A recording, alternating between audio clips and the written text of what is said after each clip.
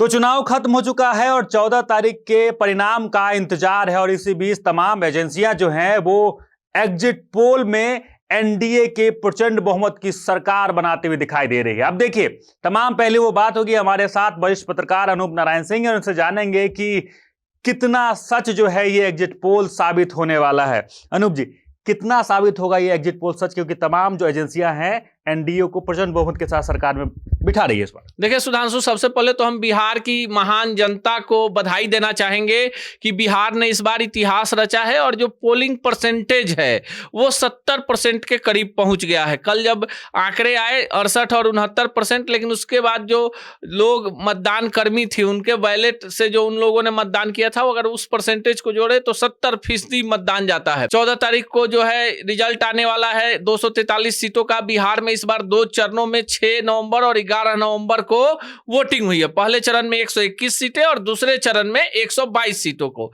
परिणाम आएगा। ईवीएम में कैद है, लेकिन इस बीच जो एग्जिट पोल है, जो बड़ी एजेंसियां हैं जिनके एग्जिट पोल, उसमें बहुत सारी एजेंसियां हैं जिनका एग्जिट पोल बिहार को लेकर हमेशा सही भी होता है, थोड़ा बहुत 5-10% का आगे पीछे होता है। हमारे पास जो आंकड़े हैं इसमें 13 एजेंसियों के पोल ऑफ पोल्स हैं, यानी 13 देश की जो बड़ी एजेंसियां हैं जो तमाम राज्यों में तमाम जगहों पे एग्जिट पोल करती हैं, और हम एक एक करके बताएंगे। सबसे पहले हमारे पास जो आंकड़ा है उसमें दैनिक भास्कर का है, जिसमें एनडीए को 145 से 160 सीटें और महागठबंधन को 73 से 91 सीटें जो है वो मिलती दिख रही है। इसमें अन्य में 5 से 10 सीटें हैं। अगर बात करें मैट्रिज आईएनएस का, तो यहाँ 147 से 167 सीटें एनडीए को और 70 से 90 सीटें जो हैं वो महागठबंधन के खाते में जाती हुई दिख रही हैं, और 0 से 7 सीटें अन्य को। अब देखिए, अन्य में जो है प्रशांत किशोर भी हैं और निर्दलीय भी हैं। एआईएमएम को भी उधर ही जोड़िए, इसलिए कि एआईएमएम बहुजन समाज पार्टी जो है उसका भी किसी न किसी इलाके में प्रभाव है। पीपुल्स पल्स है, उसके अनुसार 133 से लेकर 159 सीटें एनडीए को आ सकती है और 75 से 101 सीटें जो है महागठबंधन को आ सकती है। 2 से 13 सीटें अन्य के खाते में जाती हुई दिख रही है। पीपुल्स इनसाइट की बात करें तो 133 से 148 सीटें जो है वो एनडीए के खाते में और 87 से 102 सीटें जो हैं महागठबंधन के खाते में। 3 से 8 सीटें जो हैं अन्य के खाते में। 5वीं जो एजेंसी है, देखिए ये चाणक्य है, और चाणक्य का जो है बिहार में सबसे विश्वसनीय माना जाता है। और चाणक्य जो है, इससे पहले भी बिहार में जो चुनाव हुए हैं, चाणक्य का एकदम एग्जैक्ट जो है 1-2 सीटों का अंतर रहा था। और चाणक्य का जो एग्जिट पोल है, चाणक्य का कहना है कि बिहार में 130 से 138 सीटें एनडीए को आ सकती है। जादुई आंकड़ा 122 का है, और ऐसे में चाणक्य 130 से 138 सीटें जो है एनडीए को देते दिख रही है, जो बहुमत के पार है। और ऐसे में 100 से 108 सीटें जो है महागठबंधन को मिल सकती हैं। 3 से 5 सीटें जो है चाणक्य के हिसाब से अन्य के खाते में जा रही है, जिसमें 2 सीट जो है चाणक्य के हिसाब से वो प्रशांत किशोर को भी जा रही है। चाणक्य का जो सर्वे है उसकी बात कर ले तो चाणक्य में 130 से 138 एनडीए को और 100 से 108 महागठबंधन को, 3 से 5 सीटें जो है अन्य के खाते में जाती हुई दिख रही है।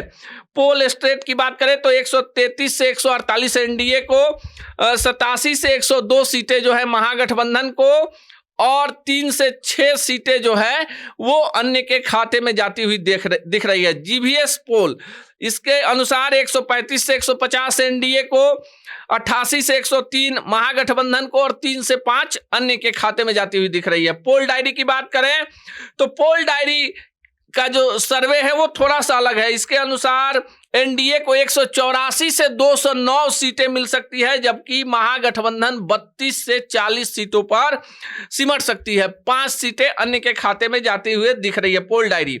टाइम्स नाउ की बात करें तो 143 सीटें एनडीए के खाते में, 95 सीटें जो है महागठबंधन के खाते में और 5 सीटें जो है अन्य के खाते में जाती हुई दिख रही है। प्रज्ञा पोल एनालिस्टिक्स के अनुसार 186 सीटें जो है एनडीए के खाते में और 50 सीटें महागठबंधन के खाते में और 7 अन्य के खाते में जाती हुई दिख रही है। पी मार्क के अनुसार 142 से 162 सीटें एनडीए के खाते में 80 से 98 महागठबंधन के खाते में, 3 से 8 अन्य के खाते में। TIF रिसर्च के अनुसार 145 से 153 एनडीए के खाते में, 75 से 95 जो है महागठबंधन के खाते में, और 3 से 6 सीटें जो है वो जाति दिख रही है अन्य के खाते में। न्यूज 24 के अनुसार 152 सीटों पर एनडीए बिहार में लीड कर रही है, जबकि 84 सीटों पर जो है महागठबंधन जो है वो आगे है, और 7 पर अन्य। अगर 13 एजेंसियों के पोल ऑफ पोल्स की बात करें तो ऐसे में अगर इसकी समीक्षा करें और इसका औसत निकालें तो 154 सीटों पर एनडीए और 84 सीटों पर महागठबंधन और 5 सीटों पर जो है अन्य चुनाव जीतती नजर आ रही है। तो ये तमाम जो विश्लेषण हुए हैं, इससे ये तो दिख रहा है कि एनडीए का प्रभाव जो इस बार बिहार में काफी अच्छा देखने को मिल रहा है। वहीं महागठबंधन की बात करें तो प्रभाव पहले तो थोड़ा कम होता हुआ दिख रहा है। तो क्या कुछ लग रहा है कि एनडीए में ये प्रभाव बीजेपी का है या ये प्रभाव जदयू का है? देखिए, अभी थोड़ी देर पहले तेजस्वी यादव की प्रेस कॉन्फ्रेंस हुई है, और जिस कॉन्फिडेंस के साथ तेजस्वी बता रहे हैं कि वो पहले भी कह चुके हैं कि वो किसी भी सर्वे एजेंसी की रिपोर्ट को नहीं मानते। इस तरह के जो भी रिपोर्ट आते हैं वो सत्ता केंद्र और राज्य में बैठी जो सरकारें हैं वो अपने फेवर में अधिकारियों पर दबाव बनाने के लिए इस तरह के जो सर्वे रिपोर्ट हैं वो सार्वजनिक किया जाता है। और तेजस्वी ने तो ये भी घोषणा कर दिया कि 18 को वो सीएम पद की शपथ लेने जा रहे हैं। अब देखिए, बिहार का जो मिजाज है, 13 बड़ी एजेंसियां हैं, किसी भी एजेंसी के सर्वे रिपोर्ट में महागठबंधन को बहुमत मिलता हुआ दिख नहीं रहा है। लेकिन अगर इससे इतर बात करें तो बिहार में जो लोकल स्तर पे सर्वे हुआ है, जो बिहार के लोकल्स चैनल, हम ऐसे किसी भी सर्वे को नहीं करते, सच तक ऐसे किसी सर्वे को नहीं करता, ना ही हम किसी को मुहर लगा कर दे रहे हैं कि भाई ये सर्वे सही होगा, ना ही हम किसी को गलत ठहरा रहे हैं। हम इंतजार कर रहे हैं 14 तारीख का। लेकिन जिस तरह से वोटिंग हुई है, इसमें 2-3 पहलुओं को समझना काफी जरूरी है। जो तेजस्वी यादव का वोटर है, तेजस्वी का वोटर बिहार में एमवाई समीकरण है, मुस्लिम यादव समीकरण है, और इसके बाद जो एनडीए का सपोर्टर है, इसमें पिछड़ा वर्ग, अति पिछड़ा वर्ग, 10% स्वर्ण है और अन्य जातियां हैं। ऐसे में नीतीश कुमार का जो जादू है, जिस तरह से लोकसभा चुनाव में माना जा रहा था कि नीतीश समाप्त हो जाएंगे, बिहार में नीतीश जो है इकाई संख्या में आ जाएंगे, और जिस तरह से नीतीश कुमार की पार्टी का परफॉर्मेंस रहा, इस बार भी कहीं ना कहीं नीतीश बढ़त बनाते हुए दिख रहे हैं। और सिंगल लार्जेस्ट पार्टी की बात करें तो बीजेपी जो है आरजेडी और जदयू से काफी आगे दिख रही है। तो कहीं ना कहीं बिहार का जो सियासी समीकरण है, जो 10,000 महिलाओं के खाते में गए हैं, उसका असर बिहार के चुनाव पर साफ साफ देखने को मिल रहा है।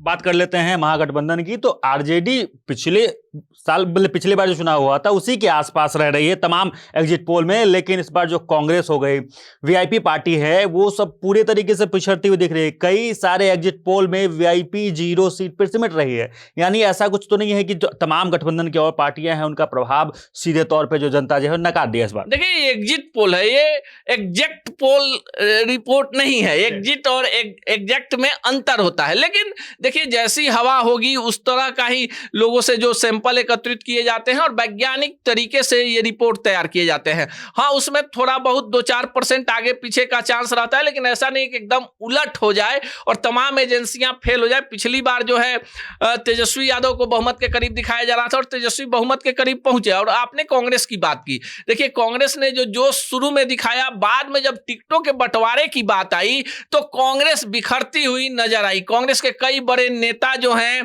पार्टी से नाराज चल रहे थे, वो खामोश थे। कई दिग्गज नेताओं का टिकट काट दिया गया, कई जगह फ्रेंडली फाइट हो गई। और मुकेश सहनी, देखिए मुकेश सहनी गेम नहीं समझ पाए कि उनके साथ महागठबंधन में हो क्या रहा था। उनको 50 सीटें चाहिए, फिर वो 15 पर आए, फिर उनके भाई को बैठा दिया गया।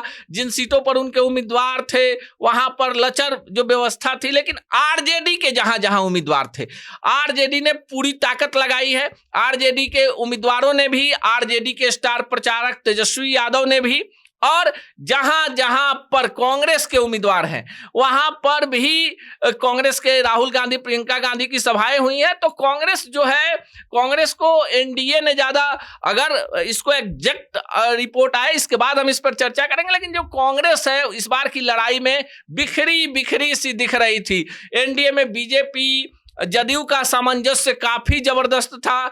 चिराग पासवान को लेकर एक बात आपने नोटिस किया होगा कि चिराग पासवान के जहां जहां उम्मीदवार थे वहां नीतीश कुमार चुनाव प्रचार में नहीं गए हैं। नीतीश कुमार जो हैं चिराग पासवान के प्रचार में नहीं गए हैं। अब देखिए मुकेश सहनी जो है, मुकेश सहनी की जो पार्टी है उसके पास खोने के लिए कुछ नहीं है। अब कितनी सीटें आती है इसके लिए 14 तारीख तक का इंतजार करना होगा। लेकिन जो बिहार में अभी चल रहा है, एनडीए खेमे में उत्साह है एग्जिट पोल को लेकर, जबकि महागठबंधन की तरफ से बार बार कहा जा रहा है कि हम ऐसे किसी एग्जिट पोल को नहीं मानते, हम एग्जिट पोल को मानते हैं।